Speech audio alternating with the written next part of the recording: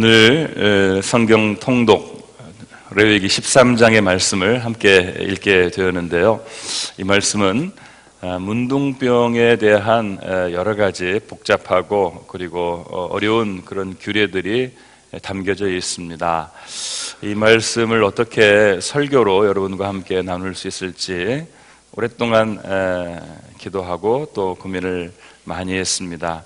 꼭 그 본문에서만 주일 설교를 해야 된다, 제가 그렇게 율법적으로 생각하고 있는 것은 아니에요. 그러나 하나님 매주일 그 해당되는 말씀을 통해서 은혜를 주시기를 간절히 소망하는 마음으로 열심히 땅을 파니까 또 하나님께서 땅속에서 이만한 보물을 캐도록 그렇게 만들어 주시는 것 같습니다.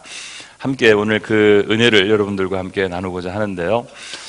특별히 오늘 13장 이전에 11장의 말씀, 12장 말씀 먼저 간단하게 살펴보면 11장은 하나님 앞에 제물을 드릴 때 또 사람이 음식을 먹을 때 어떤 동물은 정결한 동물이며 또 어떤 동물은 부정한 동물이냐, 부정한 것은 먹지 말고 가까이 하지 말고 또 그 하나님 앞에 내놓을 수 없다, 이렇게 규정하고 있는 그런 여러 가지 조항들이 나타나 있죠. 그래서 새김질을 하고 발굽이 갈라진 것은 먹어도 되는데 둘 중에 하나만 안 돼도 안 된다, 이런 말씀이 있는 거 여러분들이 보셨으리라고 생각을 합니다. 다 보셨죠? 안 보셨나요? 이게 또 금방 또 이렇게 날 바뀌었다고 달 바뀌었다고 또 그새 잊어버리신 건 아니신지 모르겠습니다. 혹시 못 쫓아가시는 분 빨리 쫓아가시기 바랍니다. 열심히 금방 따라잡을 수 있어요. 12장에 보면은 해산한 여인이 며칠 동안 하나님 앞에 부정한가, 그래서 왜 나갈 수 없는가, 얼마 동안 나갈 수 없는가에 대한 기간을 좀 정해놓고 한 60 며칠을 이렇게 정해놓고 부정한 기간으로 이렇게 여기는 것을 볼 수 있습니다. 계속해서 하나님 앞에 그리고 또 사람들 앞에 부정한 그런 정결 예식의 여러 가지 규례를 설명하시면서 13장에서 오늘 두시는 말씀은 문둥병 걸린 사람을 어떻게 할 것이냐라고 하는 그런 말씀입니다. 사람이 가지고 있는 질병이 수십, 수백, 수천 가지라고 볼 수 있죠. 그 중에서 한 가지가 문둥병인데 왜 성경은 특별히 문둥병에 대해서 관심을 가지고 있는 것일까를 저희들이 생각해 볼 필요가 있습니다. 이 문둥병은 저희 나라에서도 예전에 그 증상의 참혹함으로 인해서 천형병이라고 그렇게 불리우기도 했습니다. 천형병이라는 말 그대로 천벌을 받은 병이다, 이런 얘기예요. 그러니까 웬만한 병들은 그냥 사람이 앓을 수 있는데 문둥병만은 걸리지 말아야 된다. 너무 그 증상이 참혹하기 때문이라고 하는 그런 말씀이에요. 이 문둥병은 이제 말 그대로 피부병인데 피부가 이 문둥병의 균에 의해서 나균이라고 하죠. 균에 의해서 녹아내리는 겁니다. 썩어 들어가는 겁니다. 그래서 막 귀가 떨어지고 코가 떨어지고 눈이 패이고 그리고 머리가 빠지고 색깔이 변하고 피부가 정말 말 그대로 녹아내리는 그런 아주 지독한 피부병이죠. 그리고 이것이 이제 피부에만 생기면 좋은데 장기, 내장에도 이렇게 생기게 되면서 결국은 죽음에 이르게 되는 한때에는 불치병으로 여겨져서 정말 다른 병은 몰라도 이 병에는 걸리지 말아야 된다라고 이렇게 여겨졌던 병입니다. 성경에 보면은 어떤 병이 하나님의 벌로 되어진 병이다, 이렇게 되어져 있는 병은 없어요. 혹시 우리가 일상을 살면서 어떤 병에 걸렸는데 이거 하나님이 나한테 벌을 주신 병이야, 이렇게 생각을 한다면 그건 좀 잘못되고 지나친 생각일 수가 있습니다. 오늘 이 문둥병 같은 병도 이 사람들이 다 하나님 앞에 벌 받았기 때문에 이 병을 가진 것이다, 이렇게 표현하고 있는 대목은 성경 어디에도 나와 있지 않습니다. 그러나 특별히 문둥병이 그 증상의 참혹함으로 인해서 하나님의 부정한 것으로 여겨져서 진 바깥에서 사람들을 격리해서 살게 하고 특별히 성전 같은 데에는 절대로 나오지 못하게 하는 것으로 볼 때 뭔가 문둥병에 대해서만은 특별히 종교적인 타부가 있었다고 그렇게 볼 수 있습니다. 그래서 이 문둥병에 걸린 사람은 율법적으로 그런 것은 아니지만 그 죄와 상당히 밀접한 연관이 있는 것이라고 일반적으로 여겨졌던 게 사실이에요. 왜냐하면 그 외형이 너무나 정말 정말 대단하기 때문에, 이거 하나님이 이런 병을 주지 않으면은, 벌을 받는 게 아니면은 이럴 수가 없다. 이건 너무 고통스럽고 너무 잔인하다라고 이렇게 여겨졌기 때문입니다. 그런데 사실은 그 성경에 보면은요, 이 문둥병이 죄와 상당히 연관되어 있는 대목들도 좀 발견할 수가 있습니다. 예를 들면 그 출애굽기에 여러분이 보신 대로 그 미리암이라고 하는 모세의 누이가 모세의 리더십에 반기를 들고 모세가 한 일에 대해서 비판을 했습니다. 물론 모세가 비판받아 마땅한 일을 했지만, 그러나 사람들 앞에서 공개적으로 모세를 비난할 때 미리암에게 이 온몸이 희게 되는, 문둥병이 들게 된 것을 우리가 볼 수 있습니다. 죄의 결과로 문둥병이 들어오게 된 거죠. 역대하 26장쯤에 보면은 우시아라고 하는 왕이 제물을 이렇게 드리는데 몇 가지 일이 있어서 그 제사장에게 화를 내는 장면이 나와요. 그 제사장에게 화를 냈다고 하는 것 때문에 그 우시아라고 하는 왕이 결국은 이 문둥병에 들어서 결국은 죽게 되는 그런 비극을 경험하게 됩니다. 그러니까 문둥병과 그리고 이 죄라고 하는 것은 뗄래야 뗄 수 없는 그런 어떤 요소가 구약 성경 안에 영적으로 연결되어 있다, 이렇게 볼 수 있습니다. 저는 이 문둥병에 대한 것을 좀 이렇게 공부를 하면서 도대체 이것을 통해서 어떻게 말씀을 전할 수 있을까를 이렇게 여겨서 생각해 보다가, 이 문둥병이 우리 인간의 죄의 요소와 매우 밀접하게 연관되어지는 그 영적인 비유가 이 문둥병 안에 있는 것을 발견하게 되었습니다. 아마 그래서 이 죄의 증상이나 죄의 그런 어떤 그 성격들, 죄의 출발점과 그리고 이 문둥병의 그 모든 증상과 출발점이 매우 유사하다고 하는 것, 그래서 이 문둥병이 구약 성경에서 그렇게 중요하게 여겨지고, 또 신약 성경에서도 상당한 부분에서 이 문둥병이 다뤄지고 있는 것을 볼 수 있습니다. 먼저 이 문둥병의 요소를 통해서 저희들이 이 죄를 비유받을 수 있게 되는 것 중에 하나는, 문둥병의 그 시작이 매우 경미하고 적은 곳으로부터 이 문둥병이 시작한다는데 저희들이 그 죄의 요소와 연결 지을 수 있는 그런 부분이 있습니다. 자, 오늘 말씀 2절 말씀 같이 한번 읽어보도록 하겠습니다. 자, 2절 말씀 같이 한번 읽겠습니다. 자, 만일 사람이 그의 피부에 무엇이 돋거나 뾰루지가 나거든 색점이 생겨서 그의 피부에 나병 같은 것이 생기거든 그를 곧 제사장 아론에게나 그의 아들 중 한 제사장에게로 갈 것이요. 아멘. 여러분, 이 말씀을 보게 되면요, 그 문둥병이 맨 처음에 시작을 할 때 피부에서 뭔가가 조그만 것이 돋아나기 시작한다고 되어 있어요. 그게 뾰루지라고 표현하고 있기도 하고요, 또 색점이라고 말하기도 합니다. 이 색점이라고 하는 것은 이제 점 같은 게 생기는데 하얗게 되는 거예요. 그러면서 오늘 성경에 나오지만 피부가 이렇게 우묵하게 이렇게 꺼지는, 곰보처럼 이렇게 꺼지는 그런 증상들이 나타나게 되는 것이죠. 색깔만 변하면 괜찮은데 그것이 나중에 피부까지 우묵하게 이렇게 패이게 되는 그런 증상이 나타난다라고 하면은 즉시 제사장에게로 가야 된다라고 하는 그런 말씀입니다. 문둥병일 뿐만 아니라 모든 병이 시작부터 다 갑자기 확 일어나는 그런 병은 드물죠.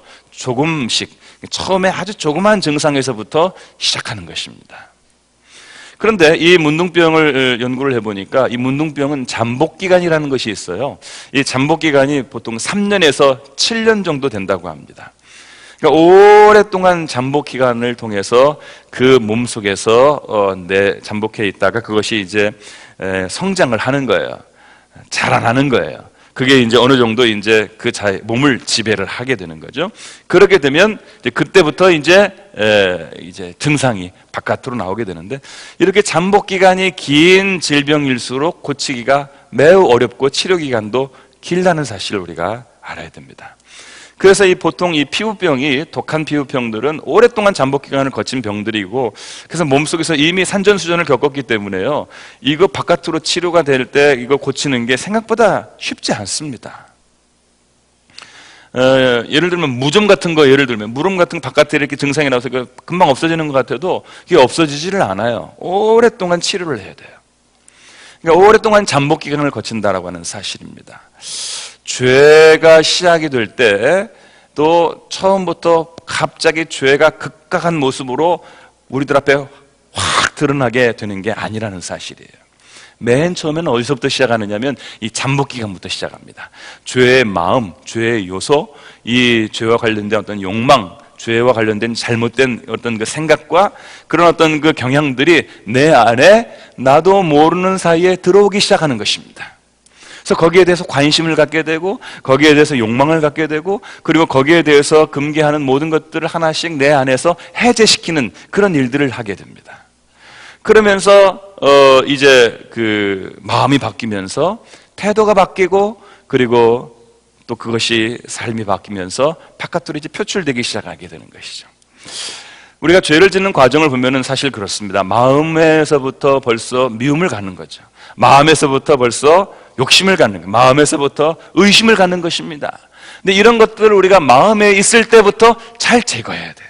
근데 그렇게 하지를 못하고 이 마음속에 있는 것이고 드러나지 않는 것이니까 그냥 방치하게 되면 어떻게 되느냐, 이게 이제 바깥으로 드러나게 되는데, 이 마음속에 있는 것이 바깥으로 드러나게 되는 게 이게 주로 뭐냐면 표정과 이 눈빛으로 나타납니다. 그래서 이게 마음이 벌써 죄의 생각으로 가득하면 안색부터 달라지는 거예요. 그래서 창세기 4장에 그 아벨을 형인 가인이 쳐 죽이려고 할 때 하나님이 그에게 뭐라고 말하면 6절쯤에 이런 얘기 나와 있습니다. 어찌하여 내 안색이 변하느냐, 이렇게 말하고 있어요. 그러니까 마음속에 하나님을 향해서, 마음속에 그 형제를 향해서 원망하는 마음, 그리고 부정하는 마음, 불평하는 마음이 생기면서 안색이 변하는 거예요. 눈빛이 변하는 거예요. 제가 어젠가요 그 TV를 잠깐 보는데 이 소싸움하는 그 이야기가 나오더라고요. 근데 소싸움을 하는데 그 싸움소의 그 주인들이 소를 고를 때 가장 먼저 뭐를 보느냐 그랬더니 눈빛을 본대요. 이 눈빛을 보면은 소가 이게 싸우는 소인지 아니면은 이게 순종적인 소인지를 알 수 있는데, 이 눈빛이 살아있고 막 이렇게 막 이글이글 타오르는 이런 소는 반드시 싸움을 잘한다는 거예요.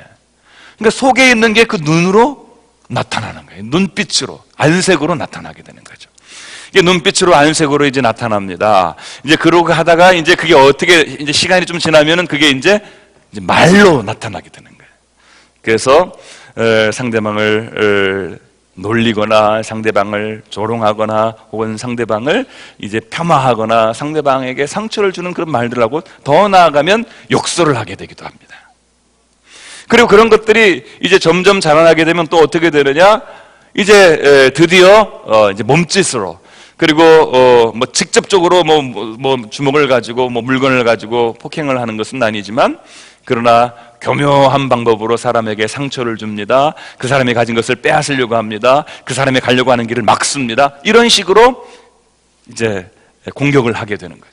그게 더 극악해지고 또 악독해지면은 이제 더 나아가서는 이제 폭행을 하게 되고 주먹질을 하게 되고 멱살잡이를 하게 되고, 더 나아가면은 사람을 죽일 수 있는 데까지 이르게 되는데, 이런 것들은 그 모든 죄의 출발점이 있어 이제 조그맣게 시작했다가 나중에 점점 장성하게 된다. 그래서 죄가 장성한 즉 사망을 난다라고 하는 그 성경의 말씀이 거기에서 나타나는 것이죠. 문둥병이 바로 이런 증상을 가지고 있다는 것입니다. 그래서 성경은 이런 그 증상이 조그맣게 보여요. 그래서 뾰루지가 나고 피부가 돋아나고 그리고 색깔이 변하고 뭐 패이게 되면은 이건 빨리 제사장에게 가서 그것을 진단받고 이것을 빨리 처리해야 된다, 격리시켜야 된다라고 이렇게 오늘 성경에서 이야기를 해주고 있습니다. 그러니까 죄라고 하는 것은 이 처음에 이 죄가 깊어지지 않을 때, 출발점일 때, 그리고 아직 증상으로 바깥에 드러나지 않고 내 마음속에서 어지럽게 돌아다닐 때, 이때 정리하고 이때 잡아야 돼. 이때는 잡기가 쉽습니다. 여러분, 우리가 어떤 질병이든지 마찬가지지만, 이 처음에 그 초기에 이 모든 그 증세들을 대처하지 못하고 이거 극복하지 못하면 이 죄도 그렇고 질병도 그렇고 나중에는요 감당할 수가 없는 지경에까지 이르게 되는 것입니다. 특별히 문둥병이 무서운 건 뭐냐면 이렇게 이제 피부가 이제 패이게 되거나 혹은 변형이 오게 되는 그것이 이제 뭐 얼굴 같은데 온몸에 이렇게 나타나게 되는데 그것이 일단 진행이 되게 되면은 돌아오지가 않는다는 사실이에요. 이게 문제가 있는 거예요. 원상복구가 안 되는 거예요. 뭐 귀가 떨어졌다가 다시 붙게 되는 게 아니에요.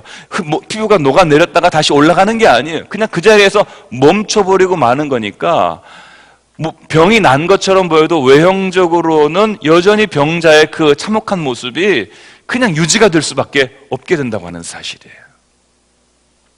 그런 점에서 예수님께서 뭐라고 말씀하셨습니까? 저희들에게 너희는 살인하지 말아라, 간음하지 말아라고 하는 그런 계명을 들었지만 나는 너희들에게 말한다.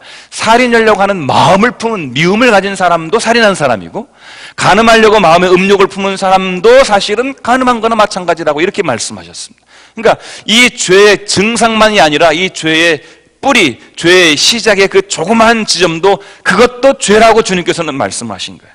이거는 저희들이 그 처음에 증상이 나타나기 이전에 처음의 상태, 잠복의 상태까지 너희들이 죄로 여기고 이것을 극복하고 이것을 뛰어넘지를 못하면 죄를 이길 수 없다라고 하는 그런 말씀이에요.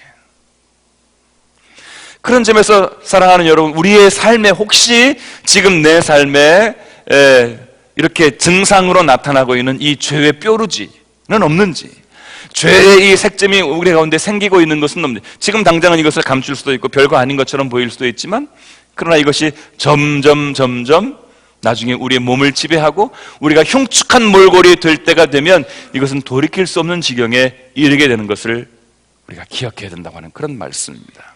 그러므로 여러분 가운데 혹시 이런 죄의 첫 번째 증상이 나타나고 있다면 여러분 오늘 성경이 말씀하는 대로 속히 제사장에게, 속히 대제사장이신 예수님에게 나아가시기를 주의 이름으로 기원합니다. 매우 중요한 문제입니다. 죄가 이게 처음에 시초 단계에 있을 때 우리가 빨리 해결하고 극복하고 그리고 이것을 치료하는 것이 중요합니다. 이걸 가지고 있고 이것을 잘 키우면 안 돼요. 이것은 빨리 버리고 빨리 이것은 잊어버리고 빨리 우리가 주님의 길로 나아가야 됩니다. 성경은 이 창세기 4장 7절에서 이 아벨을 죽이려고 하는 가인에게 뭐라고 이렇게 말하냐면 이렇게 말씀하고 있습니다. 너희가 선을 행하지 않으면 죄가 내 문 앞에 엎드려져 있느니라. 하나님은 가인에게 그렇게 말씀하셨어요. 이게 무슨 말입니까? 여러분, 죄가 문 앞에 엎드려 있다는 얘기는 무슨 말일까요? 문 앞에 왜 엎드려 있어요? 강아지가 문 앞에 왜 엎드려 있어요? 문 안으로 들어오려고 그러는 거예요. 문이 빼꼼히 열리면 그 기회를 통해서 바로 들어오려고 준비 자세를 하고 있다 이 말이에요. 죄라고 하는 것은 우리가 조금의 틈을 열어주고 그리고 그 문을 살짝 열려고만 하면은 마치 우는 사자가 으르렁거리고 우리 주변을 배회하다가 갑자기 그 틈을 보아서 우리를 공격하는 것처럼 우리 안으로 들어오게 된다 이 말이에요. 그런데 그 앞에 중요한 말씀이 있습니다. 창세기 4장 7절 한번 보십시오. 선을 행하지 않으면, 다시 말하면 우리가 선을 행하려고 우리의 마음을 가다듬고 선을 향해서 나아가지 않으면 자꾸 우리는 오히려 죄 가운데로 우리의 경향이, 우리의 삶이, 우리의 말이, 우리의 모든 방향이 치우치게 된다라고 하는 그런 말씀이에요. 대단히 주의해야 될 말씀입니다. 내 마음과 내 영혼과 내 삶의 방향을 그냥 내버려두고 방치해두면 죄가 웅크리고 있다가 이 죄가 내 안으로 어느 날 갑자기 들어오게 된다고 하는 사실이죠. 바로 이 죄가 문 앞에 있을 때 우리가 정신 바짝 차리고 이 죄를 다스려야 할 줄로 믿습니다. 이 죄를 극복하고 이 죄를 치료하고 이 죄를 이겨내야 할 것입니다. 이 죄가 장성해서 이제 내 목숨을 위협할 때에는요, 이 죄를 해결할 길이 없어요. 그러므로 사랑하는 여러분, 이 죄가 아직도 초기 증상일 때, 이 죄가 아직도 잠복 기간일 때 이 죄를 잘 다스리실 수 있기를 주님의 이름으로 기원합니다. 두 번째 말씀은요, 이 문둥병에 대해서 제가 연구를 해보니까 이 문둥병이 이 피부를 공격하기 전에 무엇을 먼저 공격하냐면 말초신경을 공격한다고 그렇게 되어 있더라고요. 말초신경이 뭐냐면은, 말초신경이라는 게 이제 근육이라든가 또 뭐 피부라든가 또 이런 감각이라든가 이런 것들을 서로 연결시켜주는 그런 신경이에요. 그래서 뭐 근육에 통증이 있거나 뭐 피부에 고통이 있으면 그거를 느끼도록 하게 해주고 그걸 알게 해주는 그런 연결시켜주는 신경이에요. 그런데 이 문둥병이 무서운 거는 이 신경을 먼저 제압하고 들어오는 거예요. 그러니까 이 문제가 뭐냐면은 이 신경을 먼저 제압하고 들어오니까 아파도 피부가 꺼지고 피부가 썩어나도 통증을 느끼지를 못하는 거예요. 간지럽거나 고통이 썩어져 나가고 잘라져 나가는데도 그것에 대한 통증을 느끼지 못하면서 사는 거예요. 제가 무좀이 좀 있습니다. 죄송한 말씀입니다. 하여튼 설교하려면 별걸 다 공개를 해야 돼. 그래서 무좀이 있는데 제가 이 무좀을 해결해 보려고 노력을 했는데 잘 안 되는 이유가 뭐냐면은 의사한테 가니까, 피부과 의사한테 가니까 무좀을 치료를 하려면은 약도 먹고 바르기도 해야 되는데 옛날에는 한 6개월 정도 되는데 요즘엔 몇 달, 한 2, 3개월 정도는 해야 된다고 그러더라고요. 그래서 약을 좋은 걸 먹고, 근데 약이 좀 세요. 피부과 약이 좀 셉니다. 그래서 간에도 영향을 미칠 가능성이 있기 때문에 먹는 것도 사실은 상당히 조심스러운데 요즘에는 또 더 좋은 약이 나왔다고는 그러더라고요. 근데 제가 그걸 해봤어요. 해봤는데 한 일주일, 2주일 지나니까요, 발이 진짜 뽀얘지고 맨들맨들해지고 좋아요. 그러니까 몇 달 동안 먹어야 되는데 괜찮으니까 더 이상 가렵지도 않고 보기도 바라는 것 같이 못하는 것처럼 그러니까 잊어버리는 거야 그냥. 그러니까 또 잊어버리니까 또 한 몇 달 지나면 도로 생기고, 잊어버리면 도로 이게 이래가지고 못 고치는 거예요 이거를. 그래서 제가 평생 이거 지고 가야 되겠다 뭐 이런 생각을 하고 있는 거예요. 그러니까 이게 증상이 나타나서 막 고통스러워가지고 막 잠 못 자게 되면은요, 막 정신없이 이걸 치료하려고 그럽니다. 그런데요, 이게 말초신경이 벌써 제압당했기 때문에 살이 썩어져 나가는 거예요. 자기도 모르는 어느 날요, 갑자기 손가락이 탁 떨어져 나가는 거예요. 손가락이 떨어져 나갈 때 얼마나 고통스럽겠어요. 그런데 그냥 떨어져 나가는 거예요. 손가락 떨어져 나갔네? 그러고 가는 거예요. 그냥 통증이 없는 거예요. 귀가 떨어져 나가고 코가 없어지는 거예요. 눈이 멀고 그래도 아프지를 않은 거예요. 그러니까 지나가는 거예요. 이래서 문둥병이 무서운 겁니다. 여러분, 우리가 죄에 대해서 감각을 잃어버릴 때, 하나님은요, 사람이 양심을 가지고 죄를 지을 때 고통을 느끼게 하셨습니다. 죄책감을 갖도록 하게 하셨어요. 그래서 마음에 큰 부담과 그리고 아픔을 겪으면서 살아가도록 그렇게 만드셨는데요, 이 죄책감을 자꾸만 우리 안에서 잠복 기간이 있을 때 죄책감을 없앱니다. 이론적으로 없앱니다. 사상적으로 없앱니다. 여러 가지 핑계를 대서 이 죄책감을 없어지게 만들어요. 그래가지고 죄를 짓고 나면은 그 죄가 더 이상 아닌 것처럼 여겨지도록 자기 자신을 훈련하다가 죄를 짓게 되는 거예요. 그러니까 죄를 지어서 고통스럽지 않으니까 또 죄를 짓는 거예요.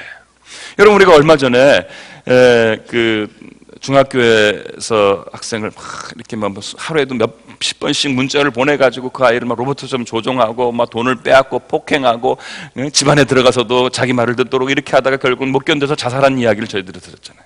이 아이들을 잡아다가 신문을 하니까 아이들이 뭐라고 그러냐면 장난으로 그런 건데 그렇게 될 줄 몰랐다는 거예요. 제가 이 이야기를 듣고 혼란에 빠졌어요. 장난으로 그러다가 사람이 죽으면은 그거는 죄가 아닌가? 어떻게 되는 건가?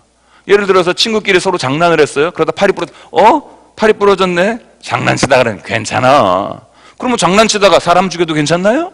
장난치다가 사람 폭행해도 괜찮나요? 도대체 그러면 이걸 어떻게 합리적으로, 법리적으로 이것을 해석해야 되느냐? 제가 이제 그 법을 좀 설교하니까 별걸 다 공부를 하는 거예요. 법을 공부를 해봤어요. 법을 공부하니까 장난과 폭행의 차이가 나와요. 장난과 폭행의 차이는 뭐냐 하면은요, 장난은 장난이고 폭행은 폭행인데 이것을 기준 정하는 원칙이 있어요. 그건 뭐냐면은요, 가해자가 결정하는 게 아니라 피해자가 결정하는 거예요. 무슨 얘기인지 아시겠어요? 장난은 가해자가 졌지만 피해자가 만약에 상대방이 장난으로 나에게 해를 끼쳤다 하더라도 내가 그것을 장난으로 받아들이지 않고 그것이 나에게 고통이 되었고 내가 그것을 장난으로 여기지 않고 모욕이 되었고 아픔이 되었다면 장난이 가해자가 아니라고 그러면 그건 장난 아니에요. 그런데 팔이 부러져서도 아이 뭐 하다가 그럴 수도 있지 뭐 아이 그냥 넘어가는 걸로 하자. 그 웬만한 상해는요 고소하지 않으면 또 장난으로 넘어갈 수도 있어요. 그러니까 이것을 결정하는 그 중요한 기준은 뭐냐면요 피해자가 이것을 장난으로 보느냐 안 보느냐지 가해자가 장난이냐 이건 상관없어요 이 말이에요. 그래서 제가 중요한 거 발견했습니다. 그러니까 만약에 여러분 피해자가 느낄 때 겁박을 당하고 고통을 당하고 위협을 당했다 그거는 유형의 어떤 그 폭행이든 무형의 폭행이든 그건 다 폭행죄가 성립이 된다고 그러네요. 그래서 예를 들면은 물건이나 주먹을 가지고 상대방을 가격하는 행위뿐만 아니라 상대방에게 침을 뱉는 거 있잖아요. 그리고 갑자기 앞에 그 앞 사람 앞에서 큰 소리로 막 소리를 질러가지고 깜짝 놀라게 한다든가 돌을 던져가지고 맞추지는 않았지만 그 가까스로 지나가게 하면서 위협을 주는 이런 모든 행위도 실제적으로 폭행죄가 성립이 된다는 거예요. 왜? 이거는 가해를 한 사람이 아니라 이 피해를 당한 사람이 그에 상응하는 그 고통을 느꼈다고 하면은 그거는 폭행죄가 성립이 된다는 그런 이야기예요. 문제는 뭐냐면 우리가 죄의식을 갖지 않았다고 해서 죄가 아닌 게 아니라 이 말이에요. 죄가 되는지를 난 모르고 나도 모르게 그렇게 했다? 내 양심이 마비가 되었고 내가 그렇게 생각하지 못해서 내가 죄를 짓게 되었다고 해서 죄가 아닌 게 아니라는 그런 말이에요. 죄는 누가 정하는 겁니까? 죄는 하나님이 보시는 거예요. 하나님이 정하는 거예요. 내가 죄냐 아니냐 이걸 판단하는 건 이건 아무 중요한 게 아니에요. 하나님이 보실 때 이거 죄라고 하면 죄지. 내 마음속에 죄책감이 든다 안 든다 이거는요 내가 마음을 어떻게 먹고 어떻게 단련해 나가느냐에 따라서 죄가 아니게 느껴질 수도 있습니다. 하나님은 사랑하는 사람에게 그 죄를 느끼도록 하게 하셨습니다. 죄를 깨닫고 회개하게 하셨습니다. 죄를 짓고 가슴 아프도록 죄를 짓고 마음이 찔리도록 그렇게 만드셨어요. 이게 하나님의 사랑하는 사람들의 특징입니다. 그러나 하나님이 포기한 사람, 하나님이 내버려두는 사람, 하나님이 저버리는 사람은요 죄를 죄로 여기지 못하는 죄에 무감각해지는 그런 증상 가운데 방치되게 되고 만다라고 하는 사실이에요. 그래서 우리가 출애굽기의 바로의 모습을 보면은 그가 죄를 짓고 있음에도 불구하고 그 마음이 완악해져서 죄가 죄인 줄 모르고 계속해서 하나님을 부정하고 하나님의 말씀에 불순종하는 것을 우리가 알 수 있습니다. 이게요 하나님의 저주예요. 아 나는 어떻게 죄를 지었는데도 양심에 가책이 없네, 잠이 잘 오네, 죄를 지는데도 어떻게 밥맛이 좋네, 이거는 축복이 아니에요. 이거는 하나님으로부터 완전히 버림받은 거예요. 그러므로 사랑하는 여러분, 이 문둥병이 먼저 이 말초신경을 제압하고 피부를 공격하는 것을 여러분 기억하시기 바랍니다. 죄가 우리 안에 들어올 때 이 죄에 대한 이 죄책감, 이 죄에 대한 어떤 그 두려움, 이 죄에 대한 고통, 이것을 제압하고 우리가 만일 죄를 짓게 된다면 이 죄는 걷잡을 수 없이 우리들에게 퍼져나가게 될 것이고 이것을 몰아낸다는 것은 정말 어렵다는 사실을 기억하시고 여러분 하나님의 말씀이 기능이 무엇입니까? 성령의 능력이 무엇입니까? 우리에게 죄를 깨닫게 하는 것입니다. 그 죄가 아프도록 하게 하는 것입니다. 이것이 죄인 줄 알게 하는 것입니다. 이 죄를 알게 하고 깨닫게 하고 아프게 할 때 베드로처럼 죄를 지었을지언정 정말 주님 앞에 3번을 부인한 것을 목 놓아 통곡했던 것처럼 그렇게 회개하고 통곡할 수 있는 그러한 사람들로 주님 앞에 서실 수 있게 되기를 주의 이름으로 기원합니다. 이런 죄에 대한 민감함, 이 죄에 대한 두려움, 이 죄에 대한 고통이 우리 가운데 아직 살아있다면 우리는 이 죄를 해결할 수 있습니다. 극복할 수 있습니다. 회개할 수 있습니다. 그러나 이 죄가 우리에게 무뎌지고 죄가 죄로 여겨지지 아니하고 그리고 죄는 그대로 방치되면서 그냥 증상들만 대체적으로 간단하게 치료하려고만 하면 이렇게 되어서는 근본적인 치료가 되지 않기 때문에 우리는 죄에서 벗어날 수가 없게 되는 것입니다. 그러므로 이 문둥병의 무서운 이 말초신경을 제압하고 들어오는, 신경을 마비시키고 들어오는 이 죄악을 여러분 무섭게 보시고 두렵게 보시고 심각한 것을 여러분 아시고 이 죄의 감각이 마비되지 않도록 여러분 자신을 말씀으로 성령의 은혜로 늘 관리하시고, 그리고 이 죄를 아파하고 이 죄를 두려워하고 이 죄를 고통스럽게 여기면서 이 죄를 하나님 앞에 회개할 수 있는 저와 여러분들이 될 수 있기를 주의 이름으로 축복합니다. 한 가지 더 이 문둥병을 공부하면서 제가 깨달은 것이 있어요. 그게 뭐냐면, 이 문둥병은 그 결과에 있어 아주 참혹한 결과를 아주 신체적으로 뿐만 아니라 사회적으로 가져오게 된다고 하는 사실이에요. 아까도 말씀드렸지만, 이제 이것이 피부를 공욕하면서 이제 손가락 같은 이곳을 절단하게, 나중에는 손목을 절단하게, 나중에는 팔을 절단하게 되는 경우도 생기게 됩니다.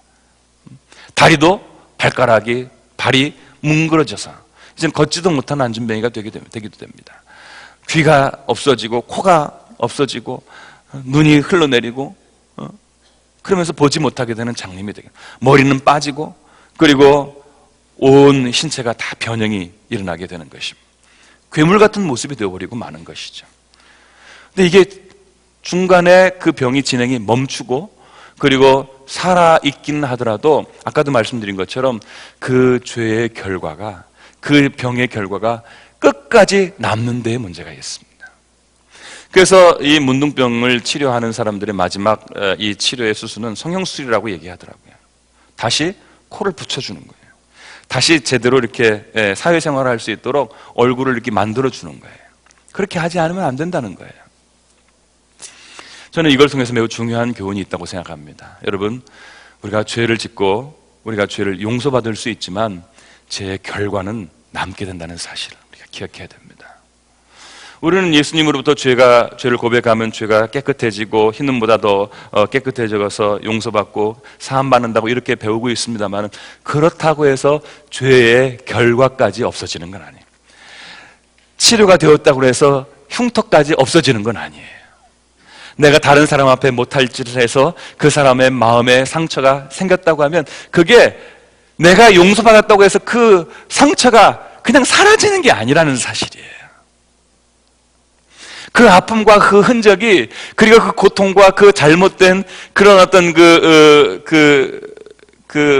상처가요, 계속해서 나와 내 가족과 그 관계와 그리고 상대방 속에, 그리고 대대로 흘러가는 내 가문 속에 그 죄의 결과가 남을 수 있다는 사실을 우리가 기억해야 됩니다. 내가 사람을 죽이고 죄 용서받으면 그 사람이 살아납니까? 그렇지 않다는 사실이에요. 우리가 이 점에서 하나님이 우리를 용서하시는 것과 그 죄의 결과가 남아있는 것과의 이 차이를 혼동하지 마시길 바랍니다.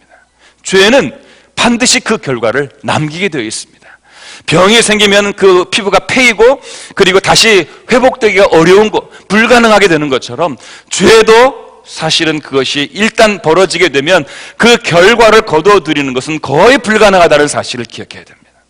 그러므로 가장 중요한 것은 그렇게 되지 않도록 미리 준비하고 예방하고 초기에 그것을 잡는, 그거 외에는 방법이 사실은 없다라고 하는, 이 죄의 결과로부터 벗어날 길은 없다라고 하는 그런 사실입니다.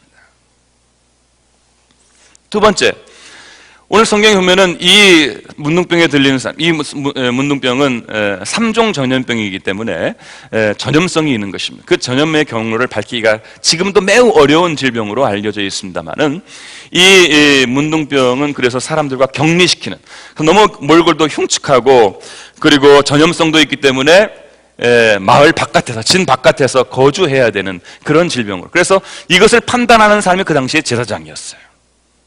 제사장이 나가 살려면 나가 살아야 됐습니다. 격리를 말해주는, 이게 바로 죄의 분리성이라고 하는 성격을 말해주는 것입니다. 죄는요, 우리 가운데 들어오게 되면 반드시 분리를 일으킵니다. 어떤 분리를 일으키느냐? 하나님과 우리 사이를 분리시킵니다. 그래서 죄를 짓게 되면 나도 모르는 사이에 하나님과 등을 지게 됩니다. 하나님을 원망하게 됩니다. 하나님 앞에 나가는 것이 두려워지게 됩니다. 마치 가인처럼, 마치 아담처럼 죄를 지으면 하나님의 낯을 대할 수가 없게 되는 것입니다. 그래서 죄를 지으면 하나님과 우리 사이가 멀어지게 되고 단절이 되고, 그리고 거기에 불화가 시작되게 되는 것입니다. 이게 바로 죄의 모습입니다. 죄는 인간과 인간 사이도 분리를 시킵니다. 부부 사이에 죄가 들어오면 부부 사이가 멀어지게 됩니다. 부모 사이에도 죄가 들어오면 부모 사이가 멀어지게 됩니다. 형제나 친구 사이도 죄가 들어오면 그 사이가 멀어지게, 이웃과 이웃 사이가 죄 때문에 멀어지게 되는 거예요. 등지게 되고 자기 안에 울타리를 치게 되고, 그리고 죄가 들어오면 자기중심적이 되고 이기적이 되기 때문에 이웃과의 관계도 파괴되는 지경에 이르게 되는 것입니다. 근본적이고 진실한 관계가 불가능해지게 된다고 하는 사실이에요. 더 나아가서는요, 자기 자신과의 관계도 파괴가 되는 것입니다.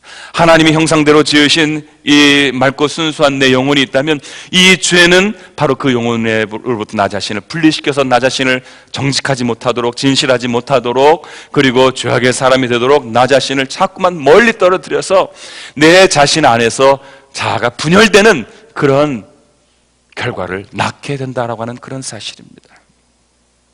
그러므로 이 죄의 결과가 바로 이 문둥병자의 모습을 통해서 저희들에게 그렇게 말해주고 있습니다. 분리시키는, 죄의 결과를 끝까지 남게 하도록 참혹하게 만든다고 하는 그런 사실입니다. 여러분, 이렇게 되어서는 우리가 구원받기가 어렵지 않겠습니까?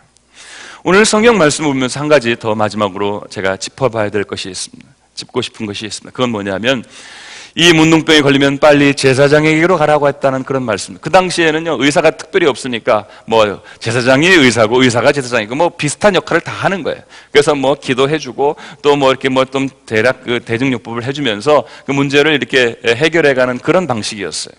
제사장에게 가라고 말해주고 있습니다. 과거의 제사장에게, 여러분, 그 죄를 짓고 그 문제가 생기면 제사장, 다시 말하면 하나님 앞에 나가라 이 말이에요. 하나님 앞에 나가. 그런데 과거의 이 제사장은 이 문둥병을 보고 치료할 수가 없었어요. 그냥 이것을 진단하고, 그리고 더 이상 확산되지 않도록 차단하고 격리시키는 것 정도만 했어요.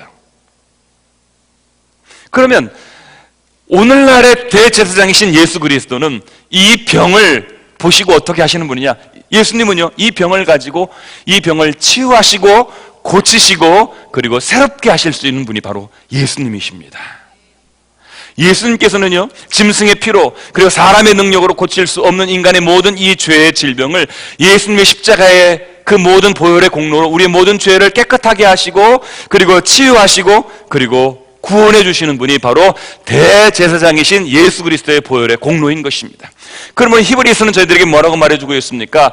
사람의 능력으로는, 인간의 어떤 그 죄악으로는, 그리고 짐승의 피로는 완전히 깨끗하게 할 수 없는 이 인간의 모든 이 죄악을 예수 그리스도께서는 십자가 위에서 단번에 그리고 영원히 그리고 완전히 해결하심으로 말미암아 우리의 모든 죄를 구원하시고 깨끗게 하신 대제사장이신 예수 그리스도를 저희들에게 말해주고 있습니다.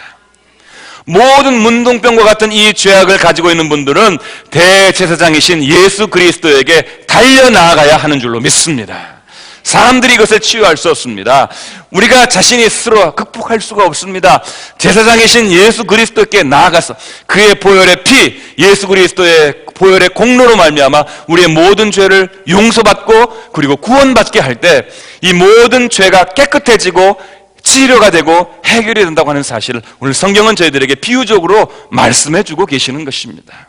사랑하는 여러분, 이 참 치료자가 되시고 참 구원자가 되시고 참 죄의 해방자가 되어주시는 대제사장 되신 예수 그리스도 앞에 여러분의 모든 죄를 가지고 다 나아가시기를 주의 이름으로 축원합니다. 그래서 이 예수님이 여러분을 치료하게 하시고 예수님이 여러분을 고치게 하시고 예수님이 여러분을 구원하게 하시는 놀라운 은혜를 다 경험할 수 있는 이 영적인 문둥병자였지만 그러나 영적인 해방자가 되시는 주의 사랑하는 자녀들이 다 되시기를 주의 이름으로 축원합니다. 기도하겠습니다. 자비하신 주님, 오늘 말씀을 통해 깨닫게 하시고 은혜 받게 하시오니 감사합니다. 주님, 문둥병과 같은 죄악이 참으로 잠복해 있다가 우리의 말초신경을 마비시키고 우리의 이제 초기 증상을 일으킨 이후로 우리도 알지 못하는 사이에 병이 진행되어서 가장 소중한 우리의 기관들을 떨어뜨리고 흉측한 몰골로 괴물로 우리를 바꾸어 나가는 그런 지독한 질병이 우리 가운데 있습니까? 주여 돌이켜 깨닫게 하시고 이것이 아직 잠복해 있을 때에, 이것이 아직 느껴질 때에, 이것이 아직 초기 증상일 때 우리가 예수님께 속히 달려나아가서 참 치료자가 되시고 구원자가 되시는 우리 주님을 통해서 치료받고 온전해지고 그리고 이 모든 죄에서 해방받을 수 있도록 주여 우리를 치료하시옵소서, 우리를 구원하여 주시옵소서. 우리에게 참다운 구원자가 되신 우리 주 예수 그리스도 이름으로 기도 올리옵나이다. 아멘.